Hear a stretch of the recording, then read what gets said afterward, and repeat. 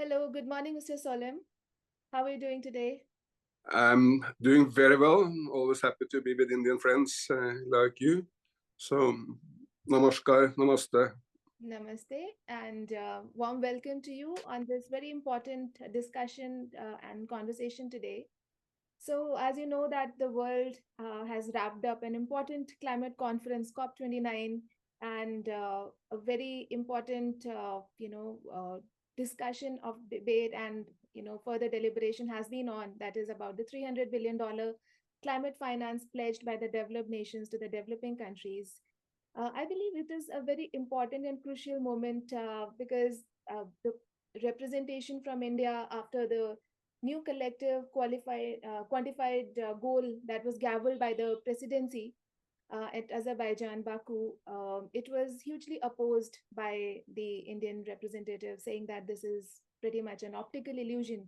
And $300 billion is kind of an insult for the developing countries, given that they have the least that they have contributed to the climate crisis. So while it sounds very fair and very optimum from the justice point of view, but I would like to bring the global attention, especially the developing world attention, towards the fact that for a country like India and many emerging economies where innovation is at the heart of the development, it is very important for the finances to reach the climate finances to reach the right kind of innovations instead of delaying the matter in the name of negotiations and diplomacy and arriving at a consensus between the developed and the developing world. I believe it is very important for us to get started with the current deployment itself. It is an annual deployment, and $300 billion, if channelized to the right causes that are really having breakthrough solutions and can be scaled, it can have enormous impact. So I would love to hear your views on that. What do you feel? My view is that the Indian demand in the negotiations is completely fair, is to say that those nations who caused the climate crisis should also pay for sorting out the problem.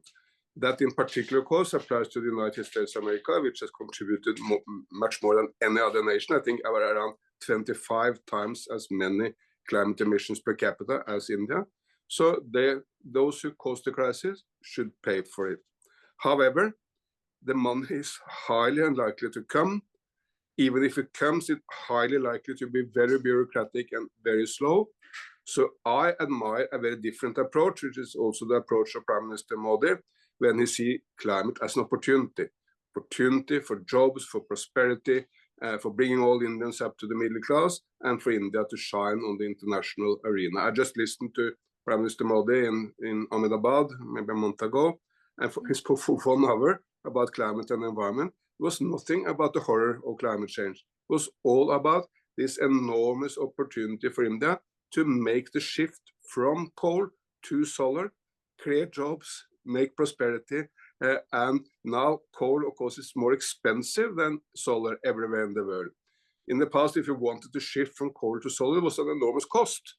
No developing nation could afford that. But now you save money if you switch from coal to solar. So it's a completely different situation. And that's what Prime Minister Modi has really made his own cause. India can prosper from going green. And this is absolutely inspiring. And I know that the current governance, especially led by Prime Minister Modi, is really steadfast and very, very committed to transitioning from fossil-based economy to a green economy, which is based on renewable energy. Especially the International Solar Alliance as an initiative is truly committed at a global scale. And that is why it brings me to this point that when it is about considering opportunities and when there is a clear deployment and divestment that is planned at a global scale, how can India rise up to the occasion and create more opportunities to channel this fund into the right, even if it is through entities like World Bank, though I know that $120 billion has been, earmarked for these development banks to be deployed for innovations and related impact based solutions.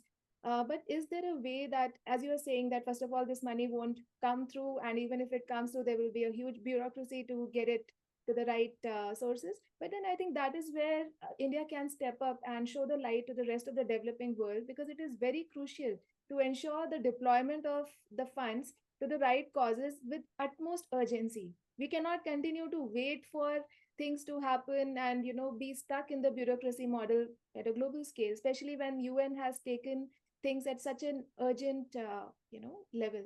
And you have been with the UN, so you do understand both sides of the bureaucracy, right? So I would like you to suggest some ways and any possible options that have been contemplated upon by the governments. The green revolution, meaning solar, wind, hydropower, that can largely be financed by the markets, because investors will invest and they will get a return. However, there are two areas where it's not so easy to get the market to work. One is climate, what we call climate adaptation. That's like preparing agriculture for more droughts, preparing for cyclones, avoiding flooding, like the enormous flooding Pakistan went through maybe 2 or 3 years ago. These are public enterprises, and you cannot easily get the market to finance it. So the global money should target climate adaptation, and it should target those nations which no investors really want to go to because of civil wars or an enormous scare of terrorism, or because they're so dysfunctional and corrupt that no investor will go there. I mean, if you have $1 million or a huge amount of rupees, and anyone asks you, you want to spend that money in Vietnam, or you want to spend that money in the Central African Republic? I mean, everyone knows the answer. Vietnam is a well-functioning, yes, still poor, but rapidly moving developing country like Indonesia or India, many others. Investors feel safe investing there. However, in the most war-torn and poorest nations of Africa, it's very difficult to get investors. So money for these areas should be risk alleviation money from governments. But when it comes to the green revolution at large, that can be done by governments and markets. I mean, a very clear example is the Indian state of Gujarat. Gujarat has made an ambition of 100 gigawatt over solar and wind and battery by 2030. That's huge. That would make Gujarat the 8th biggest producer of renewable energy in the world if it was a separate nation. So it's an enormous ambition, and they're well on the way to establishing it. So that shows that proactive government, strong leadership in the state with the business can make the green revolution happening. But again, that's more difficult in the most war-torn nations of Africa. And there are certain areas where you need the government to invest because private sector will not go there. Great. And aligned with the same thought, and picking up on your example that you gave about the solar, given the new development post COP29 on creating a global carbon market, which will be administered by the UN, what kind of opportunities do you see for India? Because India is a very fertile land, and when it comes to creating the natural capital, the investments actually must flow to a land like this, where there is enormous possibility of regenerating the ecosystems, and that will have multitude of benefits for the country as well. So any frameworks that have been contemplated on or in design, or you would like to suggest? That is really the breakthrough in Baku, which have huge significance. This is private money coming from Google or Amazon or Microsoft, or in the Indian context, maybe from Infosys, from the big tech companies, and from big medical companies or airlines. Maybe Indigo will contribute to this. These are private companies' money that channel for green purposes. There's a huge opportunity. In India, it can be used for, say, natural farming in Andhra Pradesh, mangrove restoration in Tamil Nadu, tree planting in Madhya Pradesh, the overall green development I just spoke about in Gujarat. There are any number of potential opportunities in India to channel this money into investment in a greener India. And I think investors will be very happy to do it in India because they feel that the overall framework, it's a functioning state, they have sympathy with the government, so they are ready to do it in India. While it, again, will be more difficult in a few African states. Why it will be difficult in the African states? Because investors, whether it's in the carbon market or private investment, are scared to go to places where there is civil war or domestic conflicts or the fear of terrorism or a dysfunctional government which cannot really establishing the rules for the market. Then the investors tend to stay away. But it's a huge difference. Nearly all Asian developing countries now have proper governance, rapid economic growth, and they're obvious. I mean, I mentioned India, Indonesia will be the same. They have huge natural assets, forest, mangroves, peatlands in Indonesia, which can absorb this investment from abroad, and then of course make the Indonesia even greener. And since you're also on the advisory board of Gayatri Earth Foundation, and Gayatri Earth Foundation is actually a actor partner of UN Decade on Ecosystem Restoration. And we have just concluded COP16 biodiversity discussions, and there are enormous possibilities coming out from that as well. And there are many projects from India. Like one of the projects that we are working on, that is regenerating Kishkinda, that is 22,000 acres of land which is on the other side of Hampi, which is the UNESCO World Heritage Site. And that really is in need of that kind of restoration. So what would be your suggestion to the not-for-profit organizations, like in this case, Gayatri Earth Foundation runs Mission Prakriti, which is a pan-India program to restore 1 million hectares of barren lands into lush green forests. So what kind of opportunities do exist, and how can we step up to reach out to the investors, whether these are private investments or the companies that are coming forward? My suggestion would be to relate to some of those companies who have this relationship to the investors and also the knowledge about how the carbon market works, because if you cannot apply the rules to the carbon market, at the end you won't get the money. A very important issue to understand is that the carbon market can only work at scale. It's no way an investor, say Amazon, can work with one individual farmer in Karnataka or UP. They can only work when this scalable project. When, say, you bring in farmers, produce organizations, so there are thousands of farmers, then money can flow, and they will flow to every individual farmer at the end. But you cannot link one farmer in Karnataka to Silicon Valley. That would be simply the cost are skyrocketing for that. But if you have 1,000, 10,000, 50,000 farmers, then you can get the projects off the ground. Great. So yeah, I mean, I think with that logic, that is how Mission Prakriti is trying to create a consolidated platform where, the various land parcels can be brought together, farmers can be brought together, including the forest departments, gram panchayats, and various stakeholders coming together for that. Happy to help you make these connections if you wish. That's up to you. But if you want to make connections, I'm happy to do that. Sure thing, definitely. So on the other hand, I'm very excited about the fact that, now the world is moving towards very tangible steps as a global community. It's no more, the discussion is no more about debating whether climate change is for real or not. I know that there are administrators in the most powerful nations who still say that very openly and boldly, and have also made it very open. Like one of the statements I saw recently was that anyone bringing more than $1 billion funds as investments is very much welcome in the US, and and all the environmental clearances and all will be taken care of. So I think such statements are really going to impact the global sentiment when it comes to a unified effort required to tackle climate change. On the other hand, as I previously said, that the understanding and the unanimous hope that this has been this is a true, I mean, this is a real challenge, and a unified effort will actually solve it. That is a hope for the global community. So, and in the center of this hope is the innovation, which I personally feel that UN has recently created something called UN Global Innovation Hub, which is constituted under UN climate change. And again, we are working very closely with them. And in fact, when I was there in Baku, Azerbaijan, I was fortunate to be part of 3 of these sessions related to education, youth, and innovation.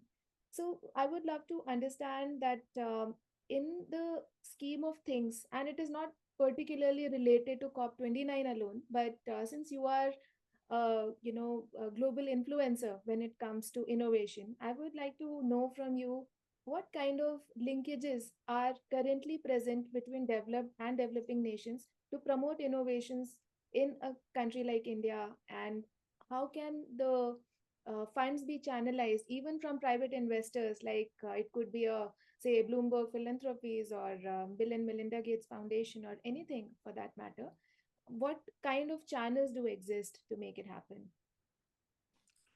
At the end of the day, most innovation is happening in the private sector. Of course, governments can help universities be innovative, can set up centers, and they can provide seed money for entrepreneurs to be innovative. But innovations is basically happening in companies. So I would think that the most important is to make these links with the most advanced companies. And sorry for the West, but China is now far ahead of anyone else when it comes to every green technology. 60% of all solar, wind, hydropower, electric batteries, electric car, electric buses, high-speed rail, metros, whatever you can think of in the green sector are done in China. And the Chinese companies are far, far ahead. I mean, the batteries last longer, the price is lower, and they can run a longer distance for electric cars, for example, and the Chinese electric cars are the most high-tech. So there have been geopolitical difficulties, of course, between China and India, but looking into joint ventures, partnerships with the most advanced Chinese companies would be the way you can really tap into the best technology at the moment. By the way, this is exactly what China did in the past. I mean, they made partnership with Germany or Japan or the United States to get the best technology for their cars from these nations. Now they are far ahead. But now time has come for China to share this with the world through joint ventures and partnerships. Cost, government need to push and set rules for the market. But at the end of the day, innovation is happening in business, not in the meeting rooms of governments. But when it comes to research and development, a recent report, and there was a article also published in Wire in October itself, where it was very clearly stated that the amount of innovation that is supposed to happen in the corporate sector is not measuring up. And for a country like India, where if this was to be compared between the state promoted innovations versus the business promoted innovations, the state was actually faring better than the private entities. And that is why it is all the more reason for us to look at some kind of formal frameworks and structures where new innovations and new innovators, when I say innovations and innovators, and if we park it with the businesses, the big corporates, it is becoming a very difficult, what I should say, problem for the administration to crack. But if we leave it in a framework, or we create a policy or any kind of reform which shifts the power to the innovators in a way that they are able to access markets, they are able to even connect with CVCs, they are able to connect with the right kind of funding organizations, including philanthropies or the government funds and incentives, then we are creating a very favorable ecosystem for innovations to thrive. So, from that standpoint, do you see any good examples at a global community level? And especially, I'm talking about how this can be supported by developed nations for developing nations. Look, I think we should look for two different kind of innovations. I mean, I fully agree with you. You need there are any number of startups, entrepreneurs out there who have good ideas, want to look into whether these ideas can work. They need seed money. They need to be able to link up to universities. They may be able to link up to bigger companies with more power or more money. And the government, but also civil society organizations like Gaia can play a role in creating these ecosystems. I mean, I get any number of requests every day from Indian startups who want me to help them. I cannot help all, but I try to help. So this is very important. But this is not to say that competition in business is also important for innovation. I'll give you one example. The most important factor, as I hinted to, is the fact that solar energy has been reduced in price by 90% over the last decade. that most of the initial innovations were made in the United States, in Germany, in Japan, but it is the fact that there is 6 or 7 different Chinese companies which are competing every day, which has brought down the price. These 6 or 7 companies together have 90% of the market, of the global market for solar panels, and there is an intense competition which has made the solar panels much, much cheaper because the scale is much bigger, and they have been also, of course, gradually improving the energy efficiency of the panels. The biggest of these companies, his name is Tongwei, they alone this year is providing 126 gigawatt of solar. That would put Tongwei alone between Germany and Japan as the 6th biggest producer of renewable energy in the world, if it was a nation, not a company.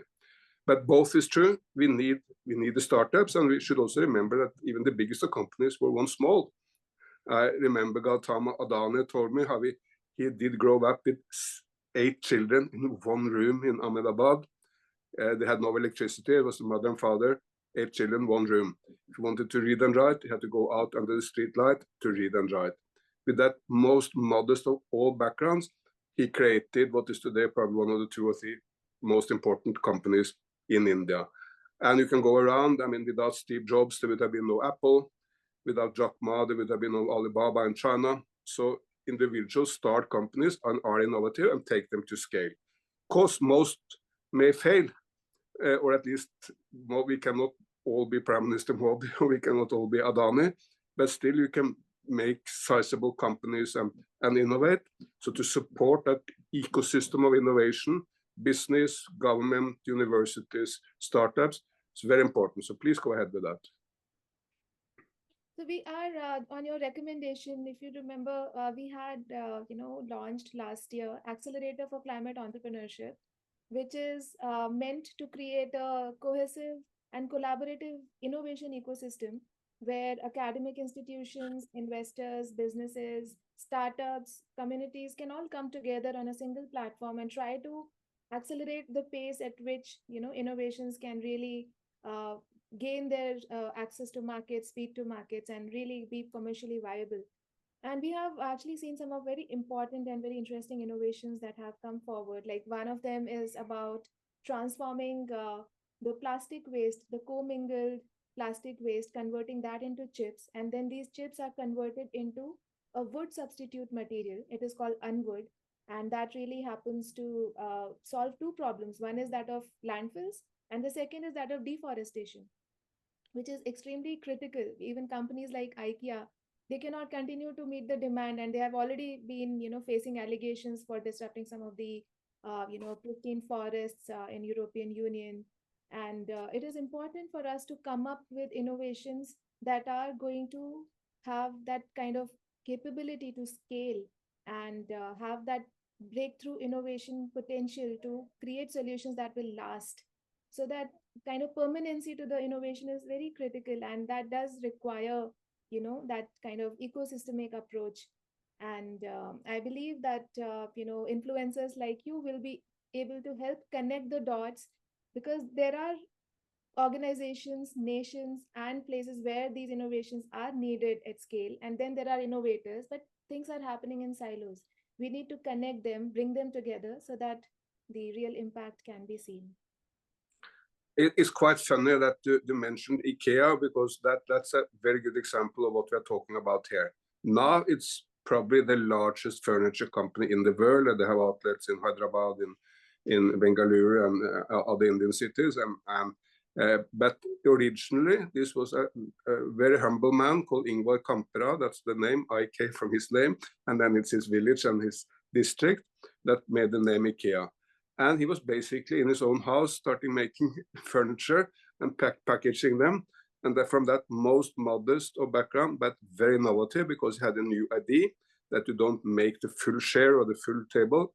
You make a package which people can put together back home, and then you save money and you make furniture available for the masses. That was his idea. So now it's all over the world. So it showcased the importance of new ideas, innovation, and support in the early phase. Now, of course, IKEA doesn't need any support of any sort, but in the early days, I'm sure he tapped into mentors and others who helped him. to make this. And he also, very interestingly, was very modest. Even when he became incredibly rich, he was always eating the same sandwiches and also traveling economy class in air, because he wanted to set an example to the company that they should not go into excessive use of money, and then became less competitive. So IKEA is a wonderful example of how we can grow something from nothing until enormously big, and innovation is at the core of it. And don't you think this is high time for organizations like IKEA to look at alternatives to wood? They should not continue to bank upon wood to create. I mean, let everything else, it is amazingly innovative that they are doing, but the source material, the base material, can they start looking out for more innovative materials to work with instead of just working with wood? So I think these are the pointers where we can try to initiate a dialogue, and that sparks innovation in the right places. No, I mean, for sure, a dialogue with IKEA on that would be wonderful. However, I tend to believe that wood is a wonderful material, except because it needs to be sourced in such a way that there is no deforestation. But except for that, it can create wonders. And very recently, I was in a conference in Brussels speaking about bamboo. There are 1,400 different species of bamboo in the world.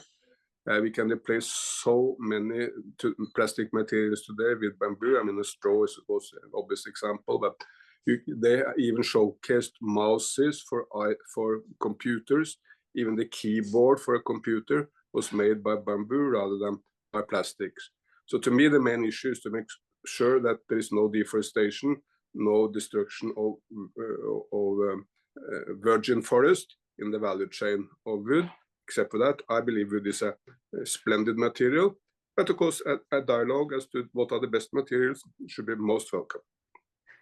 Absolutely. Just looking at alternatives, and while bamboo, it can be planted, say, in 10 years period, but still 10 years period, it is more likely it can be grown as a plantation would. But then there are options that are available that are coming from the waste streams that have to be managed.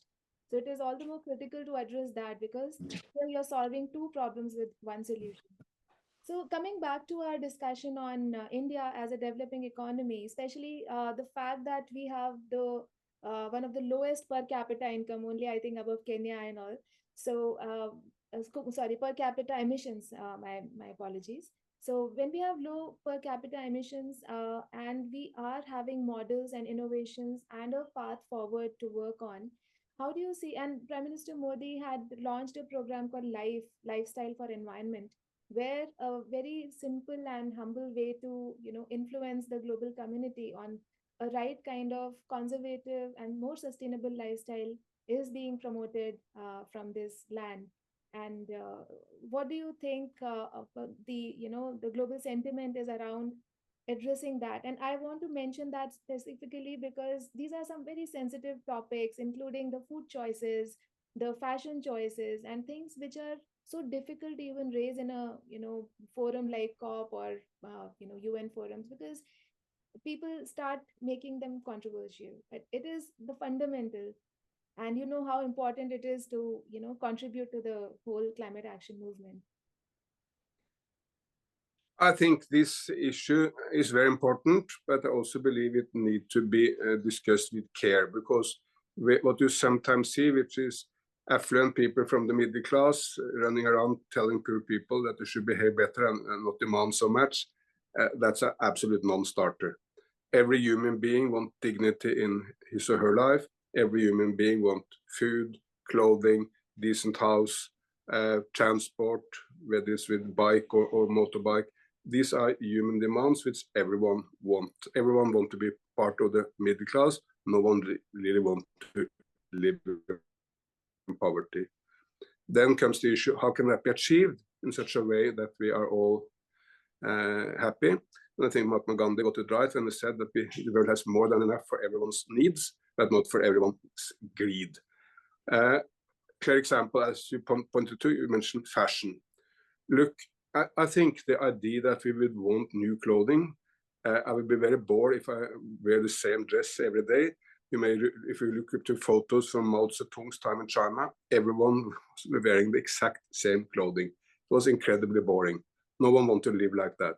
You want a yellow shirt for June, a red one for July, a blue one for October. You want to change because you want to be with your girlfriend or your boyfriend, or you want people to see a different. So how can that happen? Recycling, using the same materials over and over again. I mean, 99% of all clothing, just thrown away, just into the dustbins, to the landfills. That's horrible. That's such a waste of resources. Let's start recycling the clothing. There may be even more obvious example. I mean, basically every Indian now has a cellular phone. Even in the poorest nation of Africa, nearly all people have a cellular phone. They may not be able to go to the internet, but they have a phone. Well, when that phone is thrown away, it should not be thrown away. It should be recycled into new products. There's more gold in 1 kilo of electronic waste than 1 kilo in a gold ore from Africa. So let's start recycling and make good quality products available for people at a low cost, but with also a low cost to the environment. So finger pointing to people, say, oh, you should not consume more, it doesn't work, but making it practical, that helps. And a very, very good example in India, just to finalize that, is Indore. Indore has the nickname of the cleanest city in India. Not because the mayor is running around finger pointing to people, no, because they created opportunity for people to sort waste at home. All the wet waste is used as biofuel for the buses, so it's double. Not just the streets are clean, but you also use the waste. And through that, people have been so proud. No one is throwing anything into the streets of Indore. Why? Because if you are not doing it, I will not do it either. But if you and everyone else is throwing into the streets, I mean, it doesn't matter what I do. So you can change behavior. We can all change behavior, but only if it's done in a smart way, like they're done in Indore. I'd like to qualify the point on, the choices made. It was not like you consume, of course, consuming less is always welcome, but then it was more about making conscious choices. And for instance, if you are a meat eater, can you make a conscious choice of reducing your meat intake? If you are, into fast fashion, can you make a conscious choice to really buy lesser number of clothes and trying to increase the shelf life? And very small things at a lifestyle level that can be definitely taken as. And as you very correctly mentioned the example of Mahatma Gandhi, because this is not something which is about creating wrong precedents. It is about creating the right precedents, and the global youth is actually at the forefront of driving this kind of very impactful change by changing the way world thinks about fashion, by changing the way world thinks about food, by changing the way the world decides to make a choice. This is high time that we start working and making this life vision a reality at a global level. So hello. I think it's very interesting that you mentioned reducing meat and going into more vegetarian. That will be very helpful for the planet. And India, of course, is the lead nation. There is no other nation in the world where there are so many people are vegetarian. And even if people are not principal vegetarian, many people don't eat a lot of meat. Why? I think there are two reasons. One is, of course, culture. This is ingrained in some of the old religions of India, Hinduism, Jainism, Buddhism, that you should not destroy nature, and you should not kill animals. So that's a very important part. But there is also another important part. Indian vegetarian food is very delicious. It's tasty, very, very, very good. I love it. But when you go to I was just in a restaurant in France, and I ask for a vegetarian dish.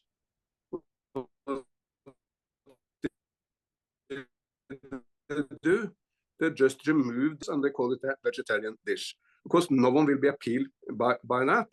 So here India has a huge, let's call it potential in the world to showcase to the world how delicious vegetarian food with spices and variety can be. And there was also a poll in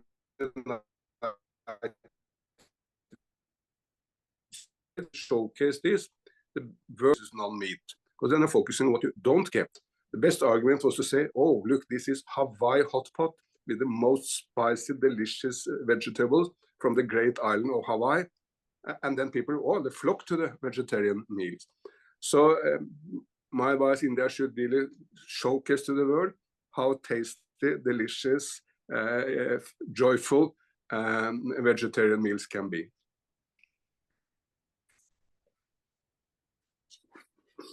I totally am inspired to, create a platform where India can actually start posting about the recipes of making vegetarian food really Exactly. palatable Yes. to taste of a global community. So, of course, that's a point for consideration. So, anything else that you may want to highlight with respect to India's position that it could assume from a global, community perspective? Because we are at that inflection point where we have to develop at a very rapid pace, and we have to develop in a way that it does not cause more constraint to the environment. And we can really lead by example in this space. Let me at the end highlight one point which I think is important, and that is the enormous potential for India to showcase its ancient roots, how they are now very, very valuable in the modern era. Look, when the Brits colonialized India, they considered Hinduism or all Indian traditions as second-rate or bad or horrible, and they tried to push people into Western religions. At the time, Hinduism looked very, very old-fashioned, and Christianity maybe modern. But now it's largely turned on its head. Hinduism looks so modern because it puts nature center stage. And in Hinduism, you see man or human being as a part of nature, not as the master of nature, but as a part of nature. We depend on nature for our livelihood. And that now looks so modern in this era. And I think India should do more to kind of showcase all the old writings from the Vedas, the fact that in Hinduism, God is even half animal, half human. I mean, Ganesh is half elephant, half human. Hanuman is half monkey, half human. This is a religion which now looks so modern in the era when we need to take nature into consideration for whatever we do. And making that, let's call it ideological point, I think India can do with a lot of self-confidence these days. Absolutely. And since our whole culture and our roots, the Sanatan Dharma, is based on the principle of compassion. So it is extremely important. More than empathy, I often tend to quote this, that more than empathy, the world needs to have compassion. Absolutely. Because it lacks action. Compassion comes along with action to do something meaningful to contribute. So, with that, I would really love to thank you so much for your time and insights. And it was a pleasure hosting you. Thank you.